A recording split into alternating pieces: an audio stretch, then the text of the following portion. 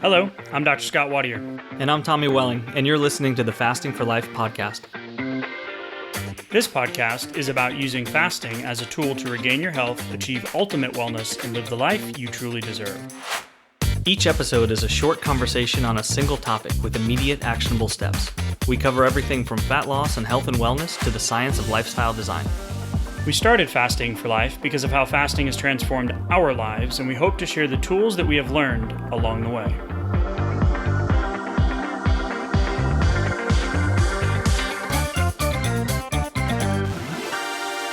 Hey everyone, welcome to the Fasting for Life podcast. My name is Dr. Scott Wadier, and I'm here as always with my good friend and colleague, Tommy Welling. Good afternoon to you, sir. Hey Scott, how are you? Fantastic as always. Excited for today's conversation. It is podcast episode day. Excited for what we're going to go over today. Tomorrow is the day. Challenge number 2 of the 2023 calendar season. 7-day fasting lifestyle challenge starts tomorrow. It is not too late for you last minute Larrys or last minute Lorraines. It is okay. I am raising both my hands because that is me too. Head to the show notes, click the link for FAQs, dates, times, all that information. Get registered. Don't miss out. Don't worry. You'll get the email with all the information. It'll be in your inbox momentarily after you decide to jump in with us. Don't want you to miss out on that opportunity. So, Tommy, as we go into today's conversation, there's a couple of the research articles that we're going to use as a starting or a jumping off point for a conversation around the big picture of dieting and weight loss. And if you're new to the podcast, every episode we try to go through a conversation or a situation or a listener's question or something that came up in the coaching group or during a challenge, research, etc., and give you something actionable that you can take out and apply to your fasting lifestyle. Now, I didn't say your dieting lifestyle, which is why I think today's conversation is going to be fun, but to your fasting lifestyle. If you want to hear more about our story, head back, listen to the first episode, episode 1, and how fasting has been just crucial in our journey and our weight loss and our health and transforming our lives. So, Game changer. One thing that you're going to be able to do today, maybe 2, right? Maybe 3, maybe you'll get a couple of nuggets, but we want to make sure there's something actionable that you can take out each and every episode. So the 2 articles that we're going to talk about are which dietary patterns reduce which kinds of mortality. Okay. So healthy eating patterns just came out just recently, February 1st, 2023 from Journal of American Medical Association, Internal Medicine. And it says healthy eating patterns and risk of total and cause-specific mortality. So is what we're doing and what we're putting on our plate making us healthier and live longer? Or is it making our quality of life decrease and die early? Not to be morbid, okay? Yeah. The second article, I'm going to put a little dangling kind of little foreshadowing in there. The second article is effect of long-term caloric restriction on DNA methylation measures of biological aging in healthy adults from the calorie trial. Okay, that's a mouthful. But why we're talking about this is because dieting, caloric restriction, they go hand in hand. And there is a lot of unsuccessful attempts, if we look at the statistics, that 95% of mere mortals will not be able to sustain the weight loss that they have wanted or the quality of life or the health that comes with that. If we look at the State of the Union right now, the 8 out of the top 10 reasons for all-cause mortality have some link back to insulin or blood sugar-related issues. Cardiometabolic issues, metabolic syndrome, diabetes, obesity. Yes, you heard that right. Diabetes, type 3 diabetes, Alzheimer's, all of that stuff. So we all know that if you've got this feeling of, man, I just got to do something. I'm frustrated. I haven't been focusing on my eating. I'm tired again. Oh, the doctor. Oh, the yearly physical's coming up. Oh, you have a family member. Here we go again. If you have that feeling, which is what you and I had in the very beginning before diving into Dr. Fung's stuff and fasting and being like, whoa, this is pretty crazy and pretty powerful. And this simplifies things for us. So what we're putting on our plate and long-term caloric restriction are things that come up even almost as hindrances or concerns during this this weight loss journey, this health journey, right? Yeah. Yeah. And any of those points along the way, if I run into a spot where I go, I'm just not sure what to do next, or I just don't know if I'm doing this right, whatever this might be. It might be what's on my plate or what kind of exercise I'm doing, because for a lot of us, it was like become a cardio junkie, to get a little bit more of a caloric deficit, right? Like my app Got to go says burn off those wings I ate. I can eat a little bit more, or I'm making up for what I already ate a little bit faster, right? So if I run into those spots where I don't have as much confidence, or I'm not really sure what the answer is, it can slow me down, or it can even get me off track very quickly. Disarming.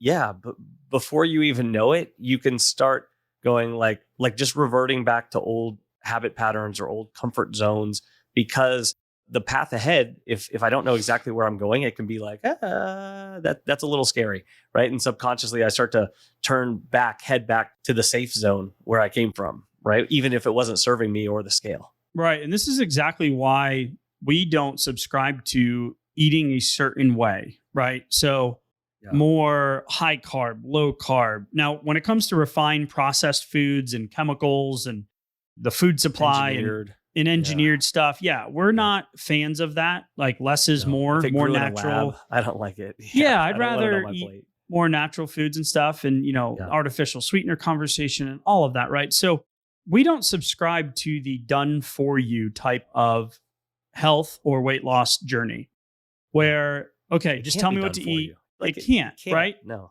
Now, recently the GLP-1 agonists, the Ozempics, are a big thing. There's that's done for you, right? But now there's actually I just saw a research article yesterday that I have not looked at in detail, so I won't comment in terms of what it was saying. But the takeaway from the messaging that I saw was there might have been a big side effect that was missed during the trials. And I'm like, let me save that. I need to come back to that. Okay. Wow. Because the reality is it's done for you. It's an external thing that is going to create weight loss. And my question always is, well, what do you do after that? Where's that sustainability piece? What is it doing? Yeah, everything has risk and reward with it, no matter if we're talking about a weight loss drug or a lifestyle intervention, right? But there's a concern of, okay, well, what do you do after, right? What do you do after weight loss in a box? What do you do? What about after the gastric sleeve? Exactly. What about after my diet? The diet after the diet, right? Well, goodness gracious. So the done for you doesn't work. The DIY version of going and figuring this all out on your own can be a little overwhelming, especially when the expectations and the results don't match the actions, right? I'm doing everything right and the scale's just not moving. Maybe you got some weight loss resistance. You've got some old habits, right? Some things that you've been bringing with you through the repeated cycles of dieting. Yeah. What about that growing list of foods that are off the bad limits, foods? Right? Ooh. Yeah, the bad foods, going from one diet to another. Like especially like growing up 80s, 90s, 70s, 80s, 90s, all through the low fat, right? And then so every diet, from back of the day, from when I first started dieting, they were all low fat. So then to see the pendulum swing, a few decades later over to, well, keto or carnivore or extremely low carb is essentially the only way, is some of the dogma and some of what's talked about out there is really crazy, because I still have a subconscious list of all these high fat foods that I'm not supposed to be eating, right? What's it going to do to my cholesterol and all this stuff and all those little pieces of doubt? I mean, follow cholesterol. Me, right? They followed me with each one of my eating decisions and now my fasting decisions too. I can be like, oh man, but I thought, oh wait a minute. Yeah, but I was told that was wrong, right? I think I'm doing the right thing right now. And you can just bounce back and forth with that doubt and that self-talk. It's crazy. We now know that the cholesterol you eat in your food is not biochemically available and does not create cholesterol in your body. Yeah. It's like, it's physically impossible. That's not how it works, right? But that's been the great cholesterol myth. Great book if you want to go read it and learn more about cholesterol than you ever need to in your entire life. It's an easy read, but it's incredibly eye-opening. So this study gained it caught our eye because the indices or the actual, how do I say this? The USDA, the government, the guidelines that are out there for us, the American Diabetes Association guidelines, et cetera, you can poke holes in all of them. Some bigger Sure. holes, some smaller holes, some things that we agree, some things that we don't agree, right? But the reality is that this study looked at healthy eating index, the alternate healthy eating index, which is the alternate healthy eating index actually gives a positive rating to moderate alcohol consumption, where the healthy index does not. And then we have our alternate Mediterranean diet, which most people know the Mediterranean diet, right? But the alternate Mediterranean diet removes potatoes, separates fruit and nuts into two groups, eliminating the dairy group, including whole grain products only in the grain group, and then red and processed meats in the meat group. So then you have the healthful plant-based diet index, the HPDI. And if you go Google HEI, which is the first one I mentioned, the healthy eating index, that brings you to myplate.gov. And that is the plate that we all see if you ever Google, what should my plate look like if I'm trying to lose weight? Or what macro consumption. If you just go to Google Images and put in, what should my plate look like or what should I eat? And go to images, it's going to pop up. It's the one that has the little pies, the little charts, like little, what's that game of trivia that I'm terrible at? Trivial Pursuit. Yeah, the little triangles of different colors, and this is what you should eat, and right? And the reality is that the solution, the long-term solution to become that 5%, the solution is what works for you. What is sustainable? What type of foods do you like to eat?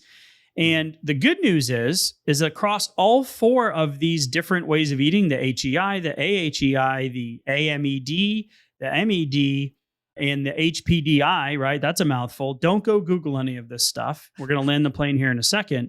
It looked at thousands and thousands and thousands of participants from the Nurses' Health Study from 1984 to 2020. Now, it is a cohort study, so it's not a randomized controlled double-blind placebo study. It's not a meta-analysis. So it's a cohort study. We know what it is. But the cool thing is that each index was associated with a reduced cardiovascular, cancer, and respiratory mortality risk. Nice. So all-cause mortality was decreased 14 to 20%. And the AHEI and the AMED, the alternate indices, were associated with reduced neurodegenerative mortality. And this was consistent across all different ethnic groups. Here's the message. We have to get off of this mindset of the diet is on, the diet is off. The weight loss is on, the weight loss is off. My fasting is on, my fasting is off. What are those lifestyle things that you're going to apply? Yeah, you know what just struck me right now is the fact that you can start thinking about this very differently when you take away the outcome measure of weight. You stop saying like, well, how much did the weight decline over the 3 months or the 2 years or whatever it is? Which right? Don't get me wrong, we want to focus on two. Yeah. I know, but it's two separate questions. It's almost like, what kind of exercise should I do? Well, what's the intention behind the exercise? Am I training for a certain event? Do I want to be physically able to do something else? Or am I just looking for a little additional, caloric burn? Like, well, then just do whatever. Or maybe we should be building some lean muscle. So as you age, you don't end up with fragile bones and not being able to pick up your grandkids. Yeah. It's a great question. The question behind the question. I mean, I love anything that brings the whole body into it. And I love something with a functional movement and something I can really enjoy. I want to put my endorphins, my dopamine, my enjoyment of my leisure time, along with, health, muscle building, optimization, and things like that. Like recently, I love rock climbing, and that's something I never did. I never would have even considered when I was. Imagine 70 pounds heavier. Oh your wrists would have been like, no, we're not doing that today. I don't want to. Plus, you know what my only thought would have been? How many calories am I burning right now? What an awful thought. Well, you're like trying to learn something, fun and natural. Like we're naturally built to climb things. So it's just really cool. Like put your body into work, into action. But so getting back to it here off of the tangent, what I got here was, if you're not thinking about how many pounds did I lose over that given period of time, what I just saw was four different eating plans, arrangements, macronutrient profiles. Those are 4 different plates here. They all led to decreased risk in all-cause mortality. Guess what wasn't on most of those plates most of the time? Like a bunch of food that was going to keep my insulin and my blood sugar high more of the time artificially. And just the fact that there was intention and consistency behind it. And consistency. Yeah, Boom. over time, right? That's amazing though. that means I could use the plan that works for me, that works for my family, that I enjoy, that I look forward to, and I can put that in. But that only works mentally in the equation if I'm not just going like how many pounds at the end of it, because I'm just dialing in for that. But that's a key piece for that long-term confidence right there. I love that. Yeah, and it also speaks to me in a different way. Is like if you're looking for guidance on fasting, then go grab our blueprint, the blueprint to fasting for fat loss. It's in the show notes. It talks about the why behind the weight loss. Why does it matter? And it gives you some idea on how to structure your fast. But as a lot of people do in the early stages, or as they go on or off their diet, AKA their fasting, and have not turned it into a sustainable lifestyle yet, then it's the good and bad food list. It's I'm going to cut out all alcohol, all carbs. I'm going to just become a hermit for 6 months. Okay, great. What happens after those 6 months? What happens when the momentum wears off, right? So if you're looking for guidance, go grab the blueprint. If you want to accelerate your results, then come join the challenge, right? Like just do it. Jump in, come join us.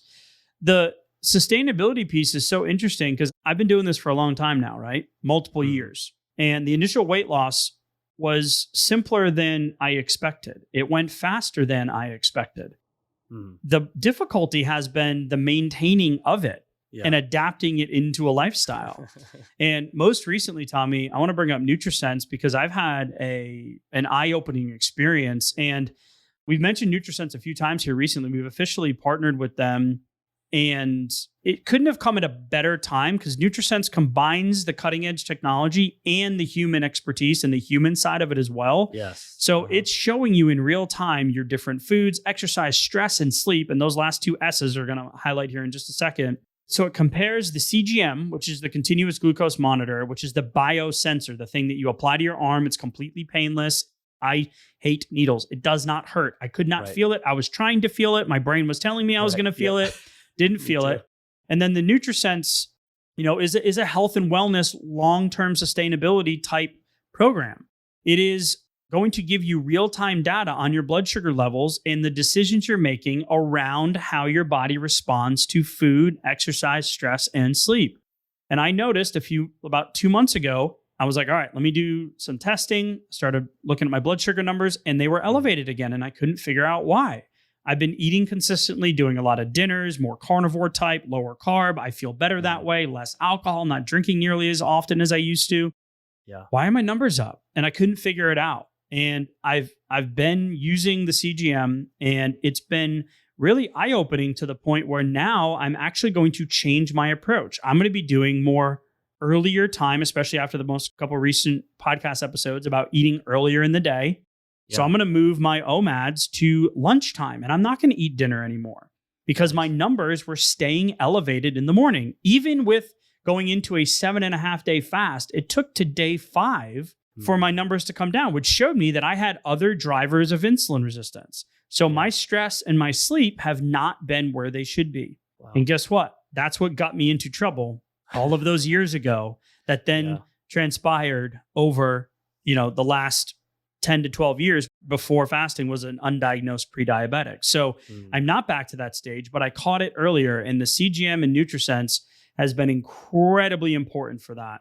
So what I want you to do is if you're looking for that real-time info, you need that motivation, you need that to smack you in the face a little, head to the show notes, nutrisense.io/fasting for life. I would recommend doing a multiple month subscription. Commit to it, just like I did, just like you did, Tommy. The code is fasting for life. You're going to get $30 off and you're going to get 1 month free of dietitian support. I'm going to tell you that Patrick is up my backside and I'm very grateful because I've been doing this a while and I'm actually learning more about the variability and what the numbers are doing and what that indicates so I can make better decisions about my long-term health. So head to the show notes, nutrisense.io/fasting for life.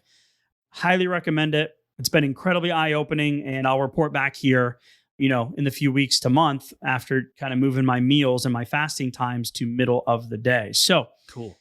Tommy, the second half of today's conversation is going to be around this study on the effect of long-term caloric restriction on DNA methylation measures of biological aging in healthy adults from the calorie trial. Wow. All right, sir. 20 minutes. Go ahead. It's all yours. So, the cool thing here is, well, like where to start. But so DNA methylation is basically like we have accumulated DNA or accumulated methylated DNA over time. So it's kind of a biomarker for aging is where to kind of start with that. And, so what we know about some of the long-term observational studies, especially in the Animal Asian studies part of the world. Well, you have animal studies too, but you also have observations in some of the like what were they called? Centenarians or like some 100-year plus centenarians. Thank you. Yeah. So what we know is that typically lower caloric intake means potentially longer lifespan and sometimes increased health during longer lifespan. So but then we start to go, okay, well, what does that mean? How do we put it into action? Is there something actionable? A lot of us are on caloric restriction lifestyles or diets for a long period of time, but it's not because we're looking to extend the life. It's because we're trying to optimize health or trying to get the weight off short term. Trying to lose weight. Right? Let's just be honest. Yeah, I know. We just I'm not thinking about my 80s right now. I'm just trying to fit into that suit again. Right. I just don't want to be, embarrassed at the beach. I want to show up to the Christmas party. Right. But when we start looking at this stuff, going from animals into humans, this was a cool study because this is one of the first ones that started rigorously looking at humans using a few different measurements. So there's a few different companies out there that have developed serious, rigorous, bioaging and biopacing. So biological age pacing measurements. And so as they kind of, start to put humans into trials like this over this particular one was over a 2-year period. And then looking at what are those biological age markers doing during a 2-year period of let's say in this study, it was 25% caloric restriction. So if you had a maintenance calorie need of 2,000 calories per day, then this would be doing 1,500 calories instead and not being really overweight or very overweight. And the average person was not looking to lose any weight during this study. So we're putting just kind of healthy individuals and then just dropping the calories by 25% and then seeing what it does to their pacing of their biological age. So kind of a cool study. It was cool because we know that calorie restriction, right, that 25% is the most reliable method of extending lifespan in animals. Mm-hmm. So this is the first one to your point is, can it affect the rate of aging in humans? Right. So it was like, well, that's kind of a cool story, cool potential outcome. Right. So the different tests you had mentioned, and we won't go into all of the details, right? Because it's newer technology. Right. Yeah. So there's a couple of cool takeaways, though. The clocks were developed to predict mortality risk based on biological age. Right. So chronologically, if you're a 6-year-old person and your biological age of 48, then your mortality risk is similar to that of a 48-year-old rather than a 60-year-old.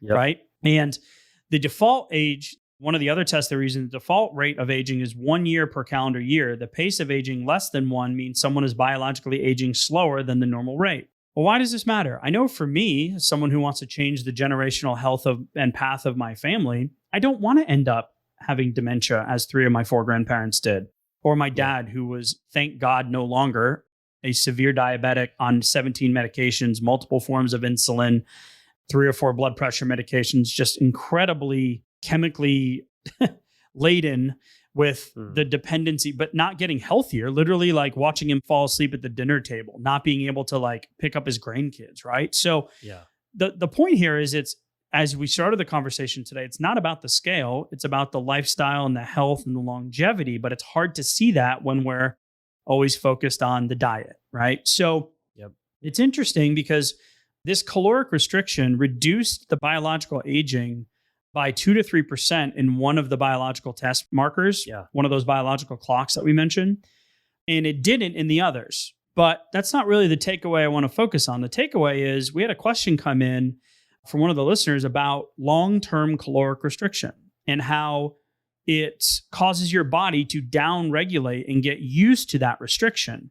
But being in a chronically caloric restricted state long term can have some non-sustainable long-term effects that we want to potentially avoid. And the question came in about optimal. He was asking about what is the optimal level? And it's interesting because optimal can be subjective to the individual, right? Yeah. And some people will say, well, I've been restricting calories forever, but I can't understand why the scale doesn't move or I can't get the weight off. That's where insulin and hunger hormones and that resistance, that weight loss resistance piece comes into play. So long term, right, caloric restriction, 25% reduction. The study didn't show that most of the people actually got to 25%. Ooh, they got to 12. 12%. 12% reduction in calories. So that is 180 calories, approximately about 2 tablespoons of peanut butter. Oh man. So That's you're a telling tight me margin for error right there. that my 2 tablespoons of peanut butter a day, let's just call it 2 tablespoons of peanut butter, could be completely messing up my results? Yeah. Well, thank God for fasting, right? Right. That's tough to check the box. Like, did I win today? Oh man. And I'm not really sure if I can check the box, or there's such a slim room for any error. I mean, that's not exactly setting myself up for success, you know?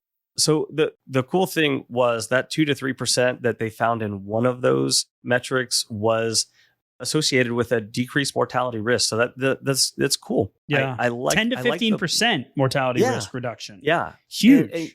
And so it started making me think about, like, okay, so when we talk about optimal, we talk about, this question that we got in, how does this apply? Because a lot of times if we're on a fasting journey, and I believe he said he had lost like about 80 pounds, I think, already, which is phenomenal. Your body is going to be at a completely different state, metabolically speaking.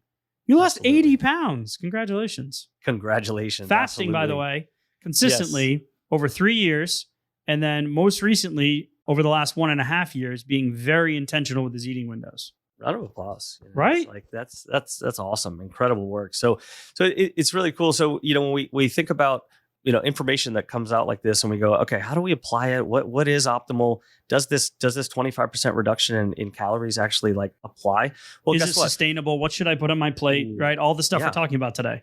When I apply fasting consistently, especially for fat loss, it tends to naturally put me in a caloric deficit, but it does so in a really cool way that actually allows insulin to come down, versus if I'm calculating out 1,500 calories a day, but I'm putting it at 3, 4, 5 different eating opportunities. Like we talked about the CGM. 3 meals plus snacks. So I'm always hangry and hungry. Great. And I can see the spikes all day long too. I can see exactly what's happening. My spike never comes down. If you guys aren't familiar with what we mean, we're talking about the blood sugar spike seen on graph. It climbs the mountain, and then it stays at the top of the mountain. It doesn't come back down to a normal range like it should. You start seeing it. It doesn't leave my mental map. I think about it throughout the day, and whenever I make those eating decisions, it's really cool. But so when we're talking about optimal here, it sounds like he's consistent with the fasting, and so as he starts to bring in those calories, because going from 1,500 up to probably 2,200, 2,400, 2,500, like something more maintenance level, for him. It's also that, like, what is my feedback? Am I getting it from the scale? What about body composition? So when you talk optimal, is it really a weight range? Because there's is it a feeling? Sure. There's definitely been times where, I took in the same amount of calories, but in a different way, like structured throughout the day. 1 or 2 like hour window versus like 2 or 3 different meals, I feel very different. The scale does something very different too. And like you can add those up over time, and those start to change body composition too. So defining optimal for yourself, I think is one of the things that you need to do, or go back to that intention piece of it. What am I trying to define here? What's optimal for me? Because if I'm not really sure where I'm aiming, then I don't know how to tell if I'm moving in the right direction. And that's part of what we address in the challenge too, is kind of like defining what I'm looking for here, so that I know how to judge and how to gain confidence as I kind of move forward in the process. Does that make sense? Yeah. So the interesting thing with the calorie trial, when it comes to caloric restriction, regardless of the 2 to 3% decrease in biological aging, which is cool, new technology, probably still figuring it out, right? 10 to 15% decrease, all-cause mortality. Yes, I don't want to end up like my family, or I don't want to end up, sick and suffering. I want a good quality of life. I want to end up like the centenarian studies, right? If we look at Japan, the quality of life as they age increases, right? In that centenarian group, where they've got thousands and thousands and thousands of folks, right? So the calorie study in itself had some incredible outcomes, despite not achieving the 25% restriction, right? So we talked about that 11%, and it was that 180 calories of those 2 tablespoons of peanut butter. So decrease cholesterol, decrease systolic and diastolic blood pressure, decrease inflammation, decrease chance of metabolic syndrome, the score of the metabolic syndrome score, increase insulin sensitivity. In the calorie study, they lost, and we've done an episode on this in itself, 7.5 kilograms, decreased waist circumference, and preferential loss of visceral adipose tissue, which is something that I've been working on recently with the CGM and all that, right? So if we're going to begin with the end in mind, but you're always focused on a target, a result-based goal, and you don't have the smaller action-based goals to get you there, the sustainability, the repeatability, the trial and error, the what's optimal? Am I at my maintenance? Well, should I increase my calories now? Should I even be tracking? Do I have to track? What do I put in my eating window? How do I make fasting work? Because I just know I feel better when I fast. Right. But I don't know what else to do. I don't know what I'm doing, right? Don't go back to the indexes that we started this conversation with. Don't do it. Don't do it. Right. Yeah, that's the wrong direction. No, we need to make this work for you. We want to invite you to come in and join us on this upcoming challenge, Tommy. Yes. I love a good challenge. Like it Tomorrow. helps me just shake things up a little bit. Yeah, I'm so excited about tomorrow too. It literally helps me just shake things up, get a little bit outside of my comfort zone, and go, okay, let me try something new, get a new result, and then see how that responds, and then keep building the pieces from there. Because it's all these small little decisions. We think we can like map out just this one plan, and I know exactly what I'm going to do every single time, just rinse and repeat. That's what I was always looking for. Well, it turns out it's just a lot of small decisions that I keep taking one step forward and then the next one. But it actually like accelerates as I get confidence with the previous step. So it's a really cool process. I just invite you to come in, join with us, and be part of the process because it is really cool, and we are so excited about it too. You said accelerate the process, right? So if you want to accelerate your results, and it doesn't matter if you're a beginner, if you're experienced, if you've done more fast than we have, you've been fasting, it doesn't matter. Mm-hmm. The lifestyle challenge is designed to accelerate that experience, to get the scale moving, to break through that plateau, to give you the confidence. We talk science, we talk application. We talk about a lot of different things about the why and how we're going to build this sustainable lifestyle and how we're going to close that gap from this big, hairy, audacious goal of losing this weight and keeping it off and becoming part of the 5%. The reality is, Tommy, if you and I can do it, anyone can do it, right? Yep. Metabolically broken, stressed 100%. To the gills, kids, family, you name it, right? We did it. It worked for us. The science is tried and true. And we want to encourage you to come along with us on this journey, Tommy. So head to the show notes, click the link for the challenge that begins tomorrow. It is not too late. Don't worry. We've got you. Step outside of your comfort zone. Like Tommy said, we are excited to see you on the inside. If you're looking for the NutriSense link, you can head to the show notes as well. Tommy, as always, thank you for the conversation, sir. And we'll talk next week. Thank you. Bye. So, you've heard today's episode, and you may be wondering, where do I start? Head on over to thefastingforlife.com and sign up for our newsletter, where you'll receive fasting tips and strategies to maximize results and fit fasting into your day-to-day life. While you're there, download your free Fast Start guide to get started today. Don't forget to subscribe on iTunes, Spotify, or wherever you get your podcasts. Make sure to leave us a 5-star review, and we'll be back next week with another episode of Fasting for Life.